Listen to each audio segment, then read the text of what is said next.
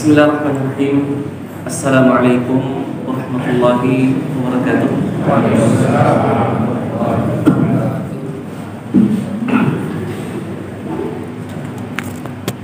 Alhamdulillah hamdan katsiran thayyiban mubarakan fihi kama yuhibbu rabbuna wa yardah. Asyhadu an la ilaha illallah wahdahu la syarika lah wa asyhadu anna Muhammadan abduhu wa rasuluh. Nabiyuna wa qudwatuna Muhammad wa ala alihi wa ashabihi wa man sara ala nahjihi wa istana bi sunnatihi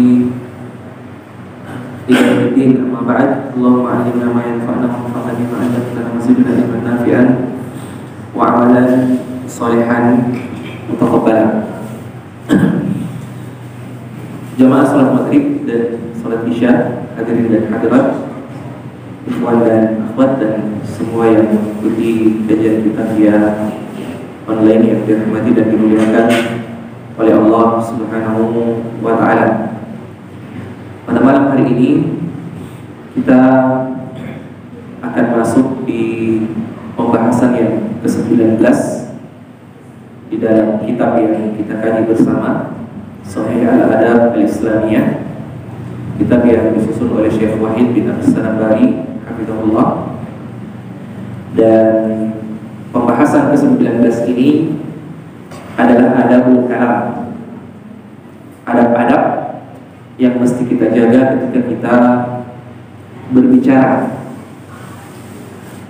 Jamaah sekalian, ikhwan dan akhwat, hadirin dan hadirat yang dirahmati dan dimuliakan oleh Allah Subhanahu wa ta'ala, lisan adalah nikmat Allah Subhanahu wa ta'ala yang sangat besar yang Allah Subhanahu wa ta'ala berikan kepada kita. Bisa dibilang yang membedakan kita dengan hewan, dengan binatang, salah satunya selain akal adalah lisan. Allah Subhanahu wa ta'ala menganugerahkan kepada kita nikmat yang sangat besar ini. Dan nikmat ini disinggung oleh Allah Subhanahu wa ta'ala di dalam Al-Quran. Alam naj'al lahu 'ainain wa lisanan wa syafatain.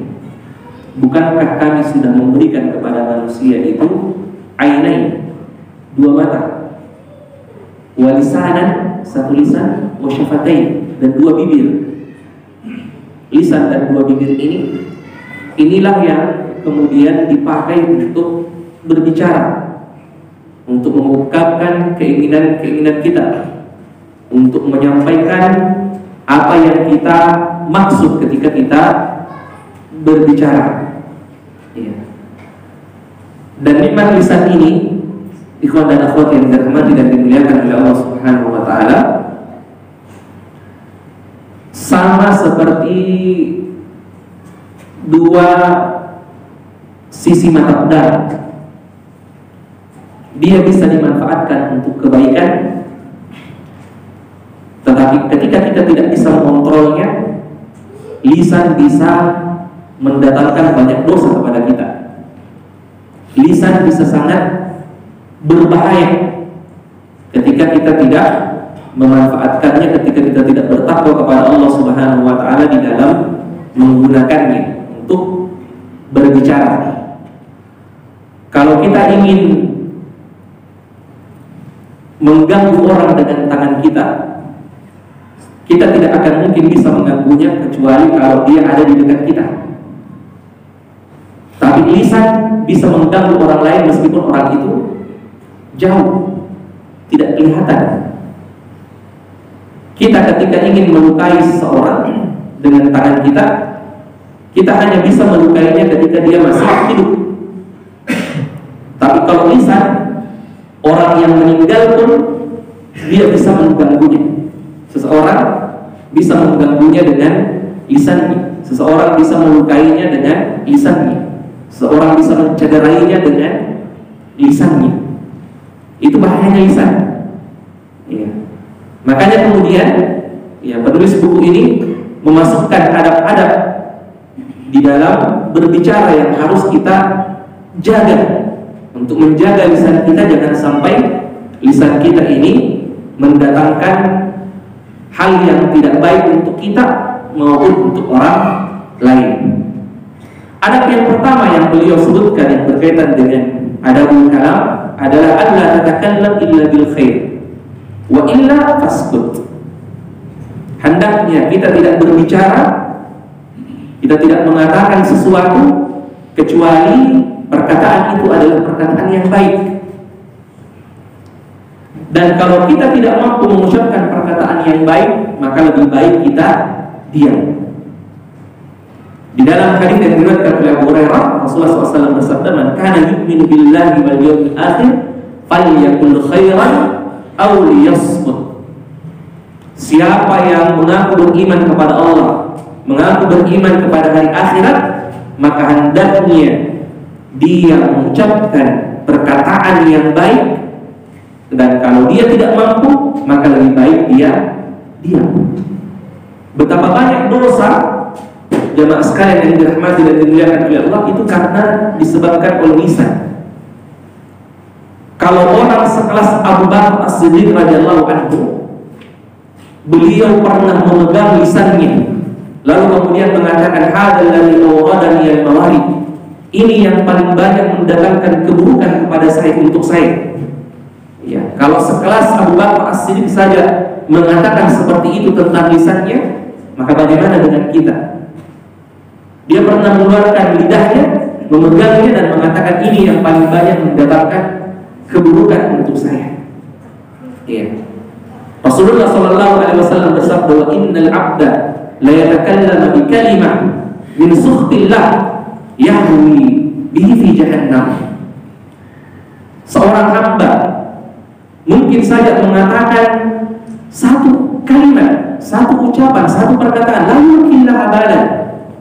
Dia menganggap perkataan itu biasa-biasa saja, tapi ternyata perkataan itu mendatangkan murka Allah. Perkataan itu membuat Allah Subhanahu wa taala marah kepadanya, dan karena perkataannya itulah dia kemudian dimasukkan oleh Allah Subhanahu wa taala ke dalam neraka. Iya. Menjaga lisan ini memang berat. Fudail bin Iyad mengatakan, la hajja wa la jihada ashadda min habsil lisan. Tidak ada jihad, tidak ada haji yang lebih berat melebihi beratnya menjaga lisan. Maksudnya haji itu berat. Kalau kita mau berhaji, apa yang kita lakukan? Apalagi sekarang di Indonesia, antri sekian tahun meskipun punya uang. Siapkan tenaga, siapkan waktu, melakukan safar meninggalkan negeri kita. Berat haji itu. Ketika kita sampai tidak langsung selesai begitu saja, tidak. Berat haji itu. Apalagi ketika kita berbicara tentang jihad, sangat berat sekali.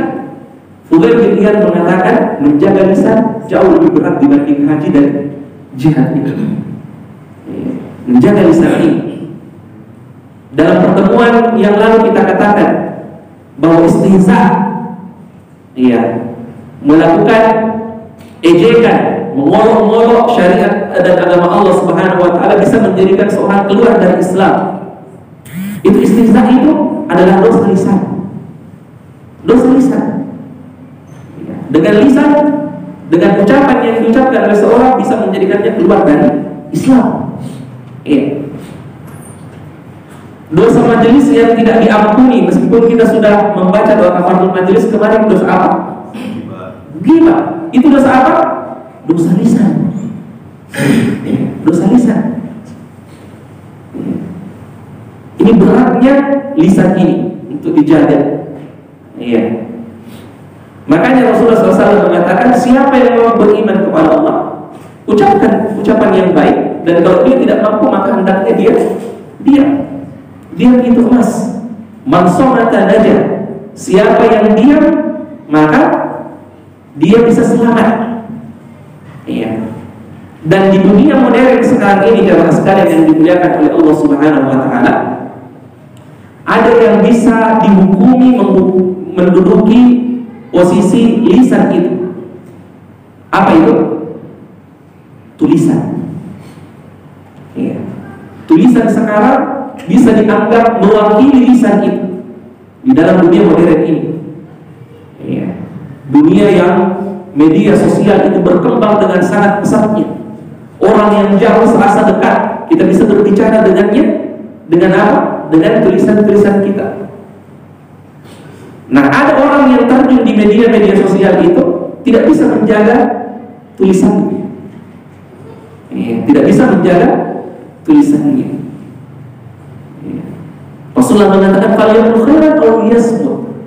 Harusnya sebelum kita mengucapkan satu perkataan, satu ucapan, kita harus berpikir dulu. Ini kalau saya ucapkan mendatangkan pahala atau justru menjadikan saya berdosa kepada Allah. Ini kalau saya tulis lalu kemudian saya sebarkan, apakah ini mendatangkan pahala untuk saya atau justru mendatangkan dosa? Ini yang harus kita tanyakan sebelum kita berbicara dan mengungkapkan sesuatu dengan tulisan kita. Berkata yang baik atau diam. Ini yang pertama, adabnya. Adab yang kedua, tukhatiban nas ala qadri uqulihim. Berbicara kepada manusia sekadar akalnya. Semampu akal orang yang kita ajak bicara itu bisa mencerna apa yang kita sampaikan, bisa memahami apa yang kita sampaikan. Dan ketika berbicara tentang hadis ini, ulama kita banyak berbicara tentang dakwah ketika kita melakukannya.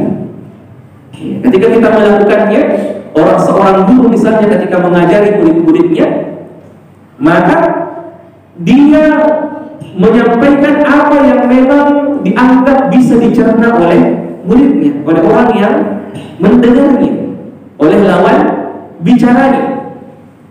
Ketika dia membahas fikih misalnya, seorang ustaz misalnya, bagaimanapun pintarnya seorang ustaz, ketika dia membahas masalah fikih, kalau audiensnya itu, kalau orang-orang yang mendengarnya itu adalah orang-orang yang tidak punya basic ilmu syar'i, maka dia tidak boleh membahasnya terlalu dalam, menyebutkan semua perbedaan pendapat. Ini perbedaan pendapat ulama. Berkata ulama A, berkata ulama B, berkata ulama C, disebutkan dalil-dalilnya. Ini yang kuat, ini yang lemah, berdasarkan kajian hadis riwayat dan riwayatnya. Ulama ini mengatakan hadisnya mau tidak. Jadi diusahakan sebisa mungkin menyederhanakan bahasan. Ketika dia membahas Al-Quran misalnya, ingin menyampaikan makna yang terkandung dalam sebuah ayat, ketika dia menyebutkan dan menjelaskan tafsirannya, tidak perlu dia kemudian membahasnya terlalu dalam. Ketika orang-orang yang hadir di majelis itu misalnya adalah orang-orang yang tidak punya basic bahasa Arab, lalu kemudian dia menjelaskan bagaimana balaghahnya Al-Quran, indahnya tata bahasanya Al-Quran. Ada yang namanya balaghah, ada yang namanya isti'arah, nahwunya seperti ini, i'rabnya seperti ini. Padahal orang yang mendengarnya tidak mengerti tentang ilmu nahwu dan ilmu sharaf. Dan begitu semua ilmu. Makanya Ibnu Abbas mengatakan, ulama rabbani itu yu'allimuna sigharal ilmi qabla kibarihi. Ulama yang rabbani, mereka mengajarkan ilmu yang terkecil sebelum mengajarkan ilmu yang besar. Yang kecil-kecil dulu kita bahas, kita pelajari. Dan begitu juga isyaratnya kepada orang yang belajar. Jangan langsung mau pelajari yang tinggi-tinggi. Ini dari segi dakwah, ini bisa kita bawa juga di dalam bagaimana kita mendidik anak kita. Dan memilihkan pelajaran yang cocok untuknya. Sekarang ini ilmu psikologi pendidikan itu betul-betul mengkaji apa yang seharusnya diajarkan oleh seorang anak di setiap tingkat umurnya. Terkadang ada orang tua, anaknya masih berumur 2-3 tahun misalnya, atau 4-5 tahun, atau baru masuk misalnya PAUD, dia sudah memaksakan anaknya supaya dia bisa calistung, membaca, menulis, dan menghitung. Mulai dari kali-kali 1 sampai kali-kali 100, dia suruh anaknya hafalkan, padahal dia sendiri tidak hafal. Anak yang umur 4 tahun, 5 tahun baru masuk sekolah, sudah disuruh harus pintar membaca 1 tahun. Menurut orang-orang yang punya psikologi, yang mengkaji psikologi pendidikan, anak-anak yang dipaksa terlalu banyak pelajarannya di usianya yang masih seharusnya lebih banyak bermainnya, 90% seharusnya dia masih bermain, 10% dia mendapatkan ilmu-ilmu tertentu di dalam sekolahnya. Ketika dipaksa ya, untuk diberikan pendidikan yang lebih banyak, itu nantinya ketika di usianya yang sudah menginjak 10 tahun, 11 tahun, kejenuhannya akan lebih besar dibanding kejenuhannya anak yang masih dibiarkan bermain di usia waktu itu. Ini sedikit, meskipun ini debatable, ini masih diperbincangkan, dikaji terus menerus. Yang jelasnya, ya kita harus ya ketika kita berbicara dengan seorang, menyampaikan sesuatu kepada seorang, kita harus bertanya pada diri kita, kalau kita sampaikan ini dipaham betul atau tidak. Ya, karena Rasulullah SAW mengatakan, "Ma anta bimuhadditsin qauman haditsan." Tidaklah kamu menyampaikan satu perkataan kepada satu kaum, la tablughu uquluhum, yang mana perkataanmu itu mereka tidak bisa mencernanya, illa kana li ba'dihim fitnah, kecuali bagi sebagian di antara mereka itu bisa menjadi fitnah. Ini tidak baik. Kemudian yang ketiga, itu tadi yang kedua. Yang ketiga, i'adatul hadits wa tikrarihi idza ihtaja ila dzalik. Ketika kita berbicara kepada seseorang dan ada yang menjadikan kita, mengharuskan kita perlu untuk mengulang apa yang kita sampaikan, maka kita mengulangnya. Dan ini yang diajarkan oleh Rasulullah SAW. Dalam hadis Anas bin Malik, Rasulullah SAW, beliau mengatakan bahwa Rasulullah SAW itu kana idza takallama bi kalimah a'adaha thalathan hatta tufham. Adalah Rasulullah kalau dia berbicara itu, dia sering mengulangnya sebanyak 3 kali sampai apa yang dia sampaikan itu dipahami oleh orang yang mendengarnya. Contohnya dalam hadis Abdullah bin Amr. Abdullah bin Amr mengatakan, kami dulunya melakukan safar bersama dengan Rasulullah sallallahu alaihi wasallam.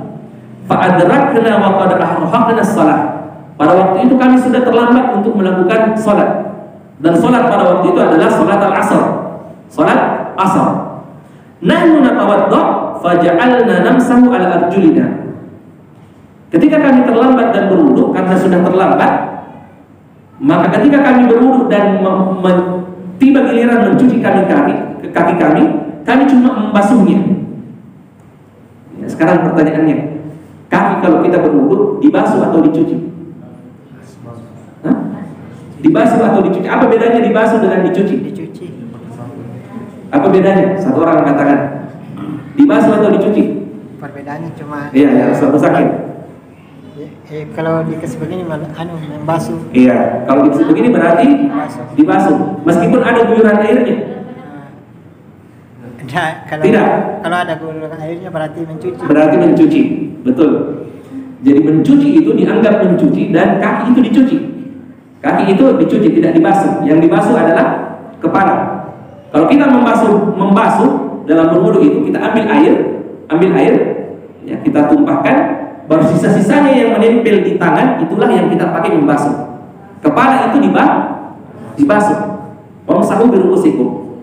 Tapi kalau kaki dicuci. Nah, waktu itu kata Abdullah bin Amr, karena kami terlambat, kami cuma membasuh kaki kami. Cuma membasuh kaki, seharusnya dicuci. Rasulullah kemudian mengatakan, wailun lil aqabi minan nar. Celaka tumit-tumit yang tidak terkena air.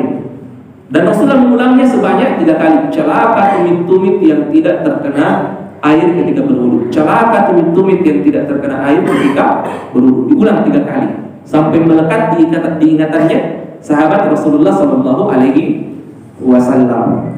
Celaka. Ya, faedah tambahannya ini, faedah fikihnya ini, ya, kaki itu harus terkena air semuanya. Ya, tadi waktu dibasuh itu kemungkinan ada yang tidak terkena air. Ya, mungkin tumitnya. Dan di sini Rasulullah SAW mengatakan celaka tumit-tumit itu ketika tidak terkena air. Ya. Dan di sini beliau mengulangnya sebanyak 3 kali. Beliau ulang 3 kali.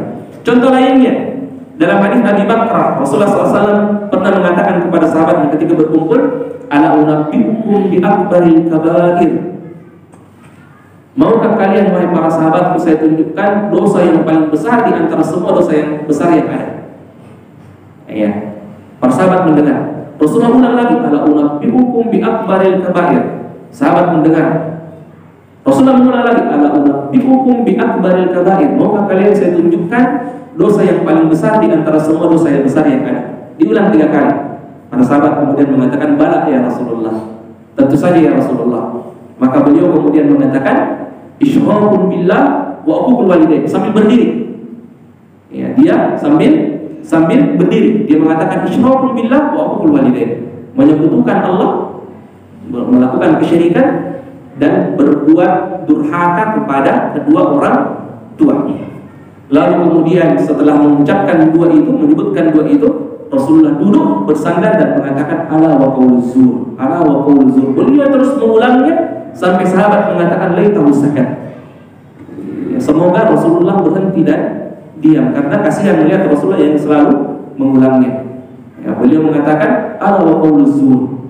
Ya, termasuk di antara dosa besar yang paling besar itu adalah qauluz zur, persaksian palsu. Persaksian palsu. Intinya di sini beliau mengulang terkadang apa yang beliau sampaikan 2-3 kali untuk agar supaya orang yang mendengarnya bisa paham atau bisa melekat di ingatan orang-orang yang mendengarnya. Kemudian yang keempat, laftu nazaril mukhatab wa jalbi intibahihi an tariqi tarhis su'al. Di antara metodenya Rasulullah ketika berbicara, berkomunikasi dengan orang adalah beliau melemparkan pertanyaan untuk menarik perhatian, ya, untuk menarik perhatian orang yang diajak berbicara. Ya, banyak hadisnya Rasulullah dimulai dengan pertanyaan. Rasulullah pernah mengatakan dalam hadis yang diriwayatkan oleh Abu Hurairah, Rasulullah mengatakan, atadruna manil muflis? Tahukah kalian wahai para sahabatku siapa orang yang bangkrut itu? Sahabat mengatakan, al-muflis man la dinara lahu wa la dirham. Orang yang bangkrut itu adalah orang yang tidak punya uang, tidak ada dinarnya, tidak ada dirhamnya. Rasulullah mengatakan bukan itu orang yang bangkrut. Orang yang bangkrut, beliau mengatakan innal muflis min ummati ya'ti yaumal qiyamah bi sholatin wa siyamin wa zakat. Orang yang datang pada hari kiamat dengan salat, dengan puasa, dengan zakat, wa ya'ti qad syatama hada. Tetapi dia juga datang dalam keadaan membawa dosa celaan kepada orang lain. Dia dulunya di dunia pernah mencela si fulan. Wa qadhafa hada, dia pernah menuduh si fulan. Wa akala mala hada, dia pernah memakan hartanya saudaranya. Wa safaqa dama hada, dia pernah menumpahkan darahnya seseorang. Wa daraba hada, dia pernah memukul seseorang. Iya, datang membawa sholat, puasa, zakat, tetapi dia membawa dosa-dosa ini tadi, membawa dosa kezaliman kepada orang lain. Bagaimana caranya? Kenapa mereka dianggap muflis? Kenapa orang itu dianggap muflis? Dianggap bangkrut? Rasulullah mengatakan karena nantinya dia akan membayar kezalimannya itu. Kebaikannya akan diambil lalu diberikan kepada orang yang dia zalimi. Kalau kebaikannya tidak cukup untuk membayar dosa kezalimannya, maka dosanya orang yang dia zalimi diberikan kepadanya. Jadilah dia menjadi orang yang bangkrut. Ya. Di sini Rasulullah memulai menyampaikan ini dengan bertanya kepada sahabatnya, wahai para sahabatku, tidakkah kamu tahu siapa itu orang yang bangkrut? Nah, kita kalau misalnya mau menarik perhatiannya orang ketika kita berbicara, ketika kita ingin memulai misalnya berkomunikasi, kita bertanya. Ya, kita bertanya, ketemu sama orang yang belum kita kenal. Kalau tidak tahu bagaimana caranya menyapa, mulai dengan bertanya. Ya, terkadang ada di antara kita itu yang tidak mengerti caranya berkomunikasi dengan orang. Ya. Ditambah lagi sekarang ada yang namanya HP. Jadi kadang ada orang duduk dua-duaan itu sama saudaranya 2 jam tidak tegur sapa. Tidak tegur sapa. Pokoknya diam-diam dia lihat. Oh. Ya, yang satunya juga lihat, oh, duduk. Ya, setelah 5 menit berlalu tidak ada yang buka komunikasi, masing-masing keluarkan handphone, mulai sibuk dengan dunianya sendiri. Dan ini berbahaya kalau ini juga sampai dibawa ke rumah kita. Berbahaya kalau sampai dibawa ke rumah kita bersama dengan anak-anak kita. Sudah satu meja, tidak ada tegur sapa. Ya. Jadi bagus kita pakai metodenya Rasulullah ini. Kalau tidak tahu apa yang mau dibicarakan, bertanya sama anak. Dari mana tadi?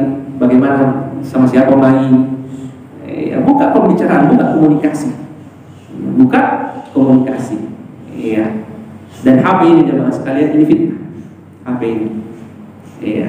Bahkan ada di antara beberapa keluarga itu yang karena sudah mengerti tentang bahayanya HP ini, itu sampai mengikat perjanjian dengan istri. Pokoknya kalau sudah sampai di rumah tidak ada yang boleh pegang HP, tanda tangan. Sepakat. Ya, karena memang seperti itu. Ya, ini contohnya bertanya untuk menarik perhatian. Ya. Jadi kalau kita ingin menarik perhatian istri kita misalnya, ya sudah dari tadi misalnya, ya Pak tanya. Ya, mulai dengan bertanya, itu salah satunya. Contoh lain dari hadisnya Jabir bin Abdullah, Rasulullah SAW kata beliau pernah melewati pasar. Ketika dia melewati pasar, beliau melihat ada anak kambing yang mati, yang sudah menjadi yang tidak hidup lagi, dijual. Dan anak kambing ini asak, telinganya cacat, ya telinganya robek atau tidak ada, itu namanya asak. Rasulullah SAW kemudian mengatakan kepada orang yang ada di situ, ayyukum yuhibbu anna hada lahu bidirham. Ya, siapa di antara kalian yang mau membeli anak domba ini, anak kambing ini seharga 1 dirham? Dimulai dengan bertanya untuk menarik perhatiannya orang-orang yang ada di situ. Para sahabat atau orang-orang yang ada di situ mengatakan, iya, tidak, kami tidak akan membelinya ya Rasulullah. Iya, dia adalah kambing yang cacat. Untuk apa kami membelinya? Maka Rasulullah kembali bertanya, dia tanya lagi, atuhibbuna annahu lakum? Bagaimana kalau saya berikan saja kepada kalian? Gratis ini, silahkan ambil. Para sahabat mengatakan, sedangkan hidup saja kambing itu, iya, tidak ada yang mau mengambilnya, cacat. Apalagi ini sudah mati. Ya, kami tidak akan memanfaatkannya, tidak tahu mau diapakan. Maka Rasulullah mengatakan, "Fawallahi ladunya ahwan 'ala Allahi min hada 'alaikum." Demi Allah, dunia di sisi Allah Subhanahu wa taala lebih remeh, lebih tidak bernilai, tidak ada apa-apanya, ya, dibanding kambing itu bagi kalian. Kambing tadi itu tidak mau diambil, bahkan sudah dikasih gratis. Rasulullah mengatakan dunia di sisi Allah itu lebih hina, lebih tidak bernilai dibanding kambing itu bagi kalian. Ya, ini sebenarnya yang mau disampaikan oleh Rasulullah, tapi Rasulullah memulainya dengan bertanya terlebih dahulu. 1-2 pertanyaan. Ini teknik berkomunikasi. Terkadang ketika kita ingin menyampaikan sesuatu yang penting, jangan langsung to the point. Ya, ada mukadimahnya.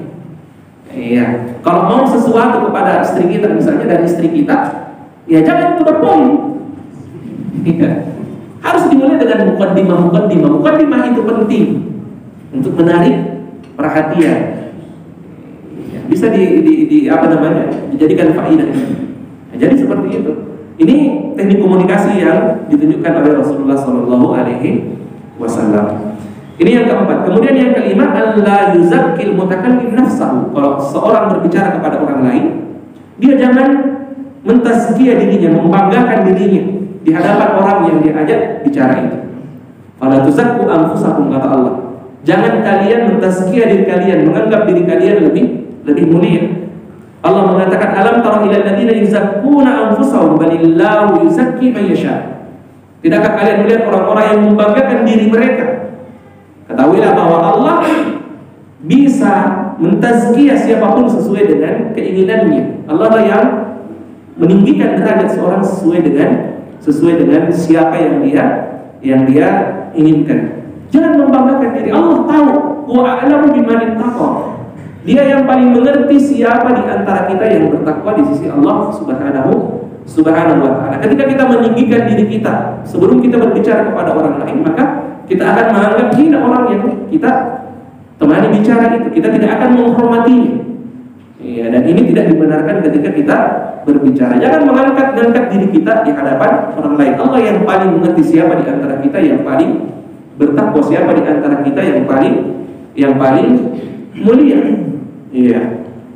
Dan ada satu faedah juga yang beliau sampaikan bahwa dan ketika kita ingin memuji seseorang, iya, Ketika kita ingin memuji seseorang, maka ya kata beliau, ya lakukanlah sesuai dengan anjurannya Rasulullah SAW. Dalam hadis Abu Bakar, ya pernah suatu ketika ada orang yang memuji seseorang di hadapan Rasulullah SAW.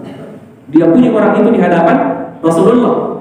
Maka kemudian Rasulullah mengatakan, "Wailak qata'ta unuka akhik." Ada apa dengan celaka kamu? Seakan-akan kamu ingin memenggal lehernya saudaramu dengan pujianmu itu. Yang terlalu dipuji, terlalu diangkat-angkat. Iya. Rasulullah bahkan mengulangnya sebanyak 3 kali. Lalu kemudian Rasulullah mengatakan, "Man kana minkum madihan," siapa di antara kalian yang ingin memuji seorang, la muhala, ya, tidak memang patut untuk dipuji, falyaqul ahsibu fulanan wallahu hasibuhu wa la uzakki 'ala Allahi ahad. Dipakai bahasa Arab, artinya kita mengatakan saya menganggap si fulan seperti itu. Iya, wallahu hasibuhu, dan Allah lah yang paling tahu menilainya dia seperti apa. Wa la uzakki 'ala Allahi ahad. Dan saya tidak akan mentazkiyah orang lain, ya seakan-akan saya mengajari Allah bahwa orang ini adalah orang yang baik. Ya, begitu cara kita ketika kita memuji, kita mengatakan, ya ahsibuhu kadzalik wallahu hasibuhu wa la uzakki 'ala Allahi ahad. Kalau paling tidak setelah kita memuji pakai bahasa Arabnya itu kita mengatakan la uzakki 'ala Allahi ahad. Kalau kita ingin memuji seseorang. Kemudian ya di antara bentuk yang adab yang perlu kita jaga adalah an yutahhir lisanahu minal fuhsh wal bada'ah walau mazihan.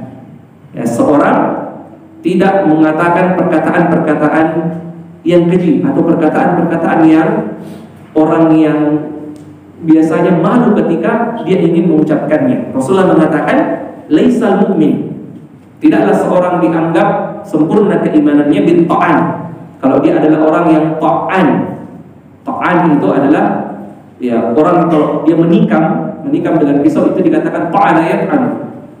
Nah, ada orang yang terkadang menikam tidak dengan pisau tetapi dengan lisannya. Ini dinamakan ta'an. Orang yang menikam seorang dengan lisannya, dengan perkataannya, menyakiti seorang dengan perkataannya. Rasulullah mengatakan al-muslim man saliman muslim min lisanihi wa yadihi. Seorang muslim dikatakan dia muslim kalau orang lain itu bisa selamat dengan lisannya. Jangan menjadi orang yang suka melukai perasaan orang dengan lisan. Rasulullah SAW pernah ditanya tentang seorang wanita. Seorang wanita, iya, sholat lainnya masya Allah, iya, puasanya masya Allah. Tetapi, iya, kata orang yang bertanya kepada Rasulullah, tu'li jiranaha bilisaniha. Wanita ini selalu menyakiti tetangganya dengan lisannya. Apa kata Rasulullah? Iya finnar. Wanita itu tempatnya di neraka.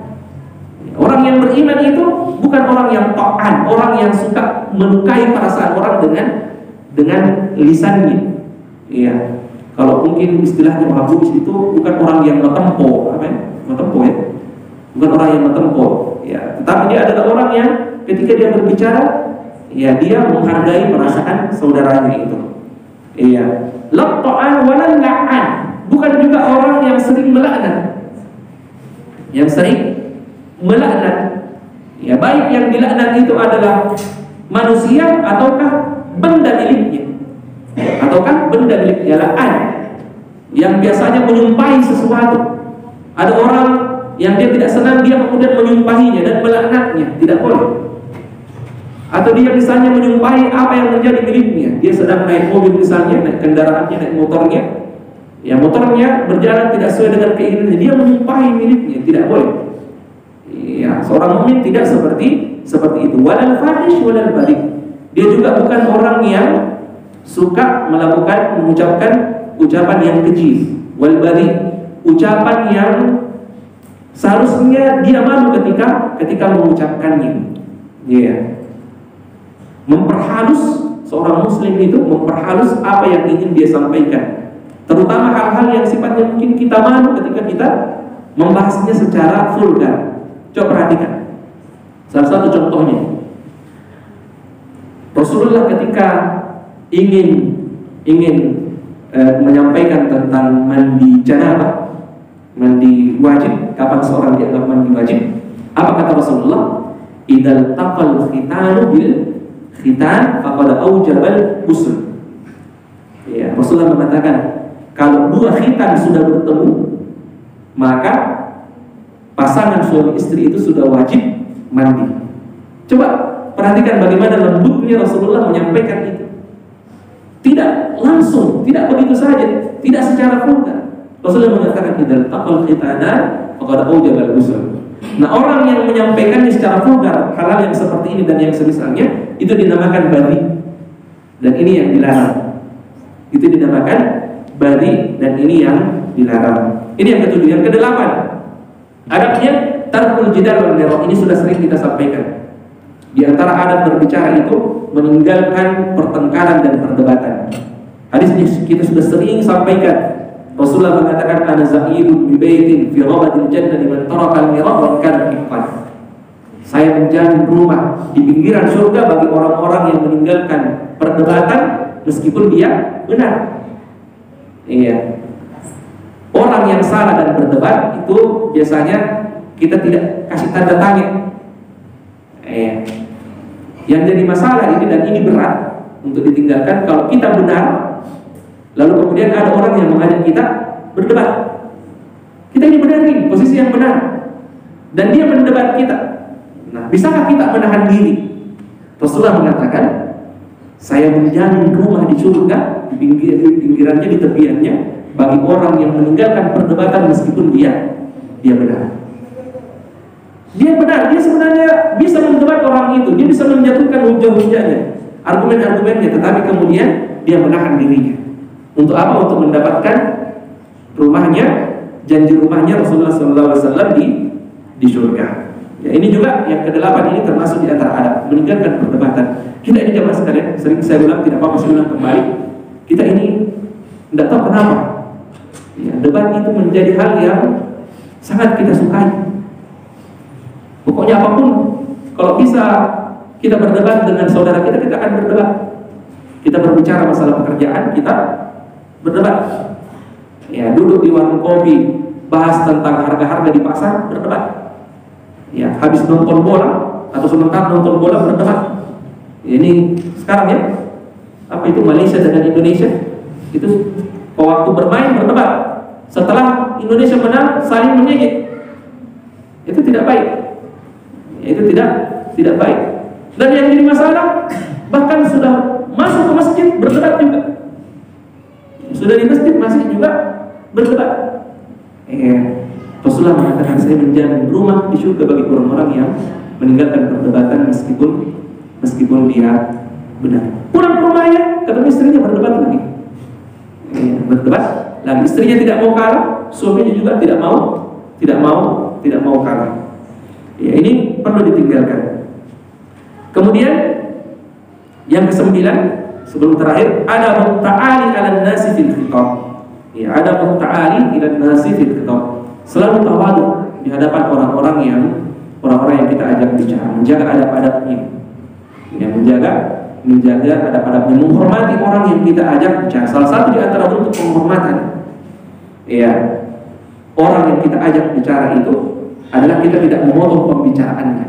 Kalau dia menyampaikan sesuatu jangan langsung dipotong. Ya, kita mungkin pernah dengar kisahnya Utbah bin Rabi'ah. Ketika orang musyrikin melihat dakwanya Rasulullah SAW itu tidak terbendung lagi, banyak sekali orang yang masuk Islam. Orang musyrikin sudah mulai khawatir. Ya, sampai suatu hari Rasulullah ada di dekat Ka'bah. Orang musyrikin berkumpul, termasuk di antaranya ada Walid bin Utbah. Walid bin Utbah mengatakan kepada teman-temannya ini, orang musyrikin ini, bagaimana kalau saya ke Rasulullah? Ya, saya dekati dia, saya bujuk dia pelan-pelan supaya dia mau berhenti berdakwah. Ini sudah membahayakan, mengkhawatirkan ini dakwahnya. Banyak orang yang sudah berhenti menyembah berhala, banyak orang yang sudah masuk ke dalam agama Islam. Ya, Utbah pada waktu itu optimis sekali. Temannya mengatakan silahkan pergi bujuk. Nah, Utbah datang menghampiri Rasulullah. Ketika dia hampiri, Iya. Dia mengatakan, "Ya Rasulullah, ya Muhammad, saya ingin menyampaikan beberapa hal kepadamu." Rasulullah mengatakan, "Qul ya Abul Walid asma." Katakan, sampaikan wahai Abul Walid, kunyahnya Utbah bin Rabi'ah, saya akan mendengarnya. Ya. Ini termasuk di antara adab, mendengar orang dan tidak memotongnya. Lihat bagaimana adabnya Rasulullah di sini. Ini yang mengajaknya berbicara Walid bin Utbah, orang musyrikin, musuhnya. Dia mengatakan kepada musuhnya, sampaikan apa yang kamu sampaikan, saya dengar. Apa kata Utbah pada waktu itu? Dia mengatakan, ya Rasulullah, kalau kamu berdakwah tujuanmu agar kamu bisa punya kedudukan di tengah masyarakat, maka silahkan berhenti berdakwah, kami akan mengangkatmu menjadi raja. Ya, ditawari jabatan. Jadi budaya sogok mojogo itu juga dipakai dulu di zaman jahiliyah untuk menghalangi dakwahnya Rasulullah. Disogok dengan jabatan. Kalau kamu mau memang karena dakwah, tujuan dakwahmu itu kamu berdakwah, tujuannya ingin menjadi orang yang punya kedudukan, kami akan mengangkatmu menjadi raja. Ya. Tapi kamu harus berhenti berdakwah. Itu tawaran pertamanya Utbah. Rasulullah mendengar. Coba bayangkan kalau kita yang berada di posisinya Rasulullah, disuruh berhenti berdakwah, tawarannya seperti itu, apa yang akan kita katakan? Bagaimana reaksi kita? Tawarannya kedua, dia mengatakan, wahai Muhammad, kalau kamu berdakwah, tujuan kamu berdakwah sebenarnya karena wanita, karena perempuan, saya akan mencarikanmu wanita, atau silahkan tunjuk wanita yang paling cantik di antara kami akan nikahkan denganmu. Disogok jabatan, disogok wanita, dan Rasulullah tetap diam mendengar. Dan Utbah sudah mulai kurang ajar. Dia mengatakan, tapi wahai Muhammad, seandainya kamu berdakwah sebenarnya kamu ini karena punya penyakit, ya, kamu sebenarnya agak gila sedikit, itu kasarnya, ya. Maka kami akan mencari dokter yang terbaik supaya mengobatimu, supaya kamu berhenti berdakwah ini. Ini yang kamu lakukan, hanya orang gila yang melakukannya ini. Menyuruh orang-orang berhenti dan meninggalkan agama nenek moyangnya. Ini perbuatan orang gila ini. Ini katanya Utbah. Apa kata Rasulullah? Rasul hanya diam. Sampai setelah semua tawaran-tawaran disampaikan oleh Utbah, Rasulullah kemudian mengatakan, "Awa qad intahaita ya Abul Walid." Sudah selesai ini semua.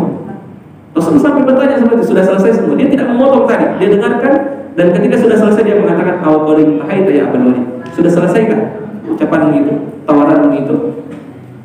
Utbah mengatakan, iya sudah selesai. Rasulullah kemudian mengatakan, kalau begitu sekarang kamu yang mendengar. Maka Rasulullah bacakan ayat-ayat suci Al-Quran, dan Abul Walid ketika dia mendengarkannya, dia dengarkan dengan khusyuk.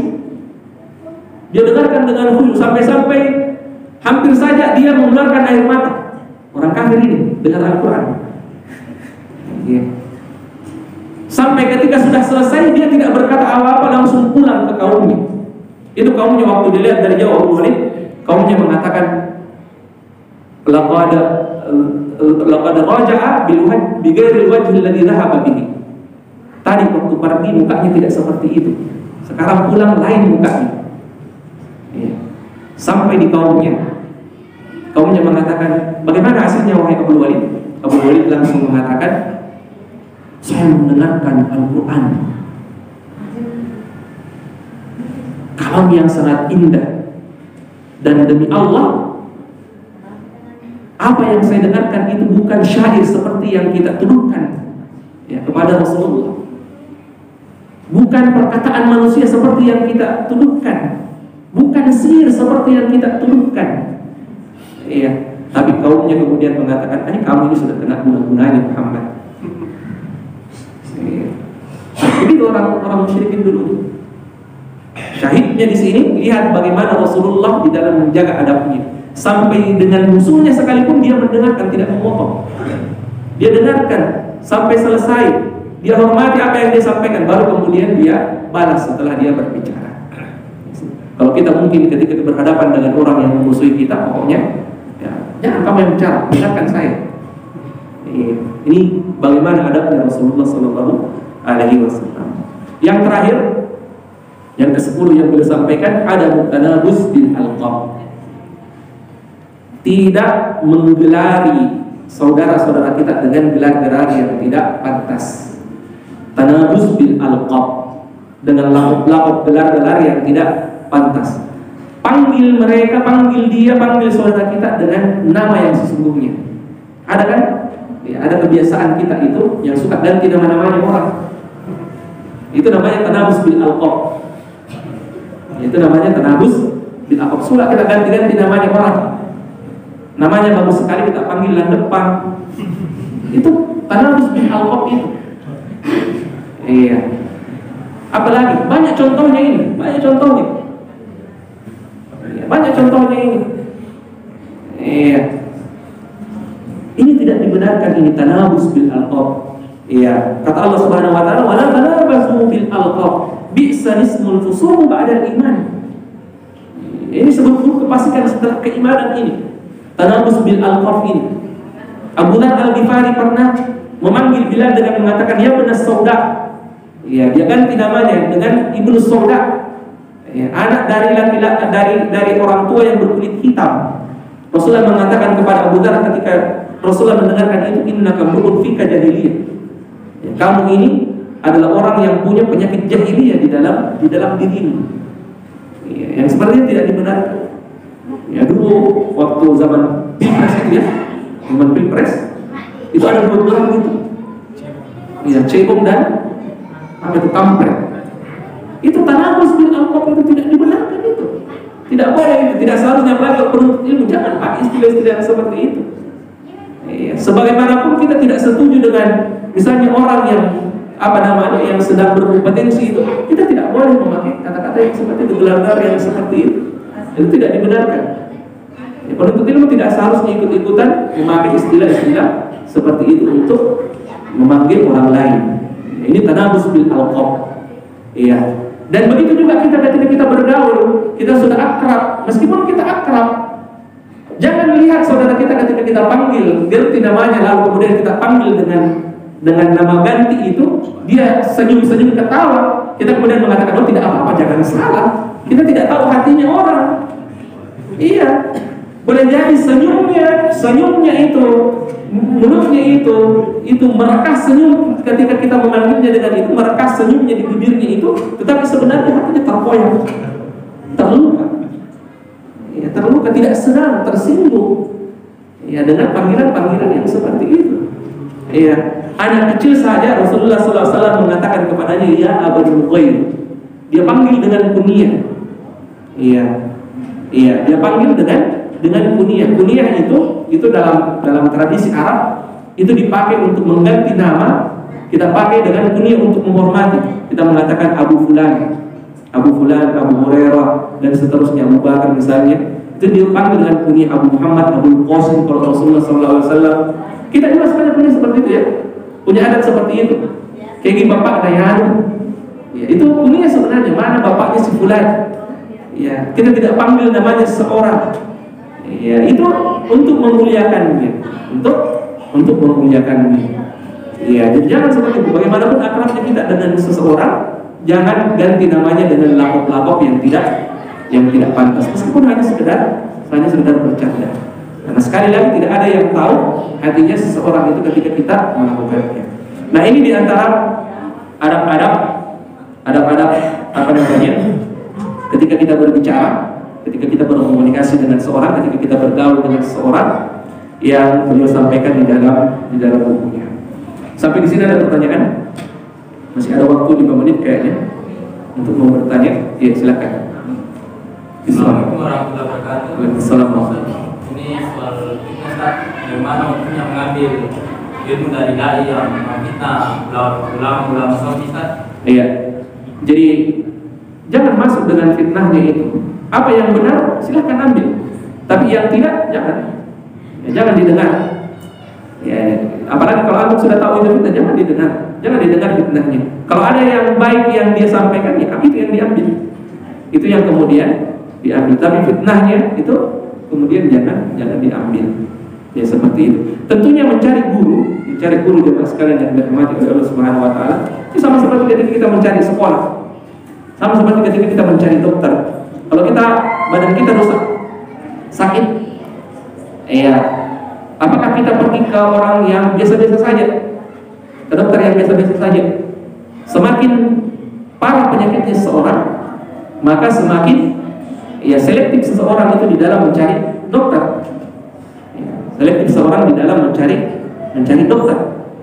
Iya. Nah, ketika kita belajar, yang kita mau obati bukan badan kita. Yang kita mau obati jauh lebih penting dibanding badan kita. Apa itu? Keimanan kita. Iya, pengetahuan kita terhadap agama Allah Subhanahu wa taala. Iya, maka sudah seharusnya juga kita lebih selektif. Iya, lebih selektif. Ketika kita ingin mencari guru, ya cari guru yang memang kita anggap dia adalah orang yang warok, dia adalah orang yang menjaga agamanya, dia adalah orang yang menjaga sunnah-sunnah Rasulullah SAW, tidak mengajarkan atau tidak menyampaikan hal-hal yang tidak berguna, tidak bermanfaat. Ya seperti yang seperti itu. Ya fitnahnya ada fitnahnya, dia membahas hal-hal yang tidak bermanfaat sebenarnya itu. Ya kita tidak memilih yang seperti itu. Ya cuman masalahnya begini. Ketika kita misalnya kebetulan ada di suatu tempat, kita ada sholat di masjid, lalu ada yang seperti itu, ya ustadz tamunya misalnya yang berbunyi, yang diajak oleh masjid itu untuk ini, jangan karena alasan ada ini, ada masalahnya ini, langsung kita tinggalkan begitu saja. Kita tidak hormati atau bahkan kita celah, tidak seperti itu. Tetap duduk, tetap hormati. Siapa tahu bukan juga itu yang dia bahas. Ya kecuali kalau memang tidak ada bahasannya kecuali itu, maka ya jangan duduk. Ya, jangan duduk. Iya, hendaknya kita juga melihat kepada siapa kita mengambil agama kita seperti itu. Satu pertanyaan lagi sebelum masuk. Ada yang mau ditanya, silakan. Ada dulu kita bilang waktu kalau ke pasar dulu untuk membahas salam, ada dulu panggilan kita bilang boleh memanggil. Ya Aba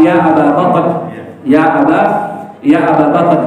Itu kalau misalnya itu yang kita sampaikan itu adalah ya dia sudah memang menganggap itu, dan itu dia secara terus terang menganggap bahwa itu tidak mengapa. Itu tidak mengapa. Jadi kalau dia sendiri meridhoinya, dia mengatakan dia tidak mengapa dipanggil dengan itu, maka tidak mengapa. Iya, dan itu berlaku di situ. Dia memang sudah ridho, dia katakan ya tidak apa, panggil saya dengan itu, saya justru senang. Dan dia seperti itu modelnya, sahabat itu. Dia senang ketika dia dipanggil dengan panggilan candaan. Iya, tetapi jangan kita yang mulai mencarikan. Ya, kayaknya sudah bosan dipanggil dengan itu, panggil lagi dengan panggilan yang lain. Gantilah depan dengan apa bagus itu. Jangan, tidak boleh seperti itu. Ya kalau ini tadi tidak, dia memang ridho dan dia memang senang ketika dia dipanggil dengan panggilan candaan seperti itu, dan dia sampaikan itu seperti itu. Ya, Allah. Sampai sini selesai kayaknya. Kita tutup dengan membaca doa kafaratul majelis. Subhanallah wa bihamdihi, asyhadu an la ilaha illa anta, astaghfiruka wa atubu ilaik. Wassalamualaikum warahmatullahi wabarakatuh.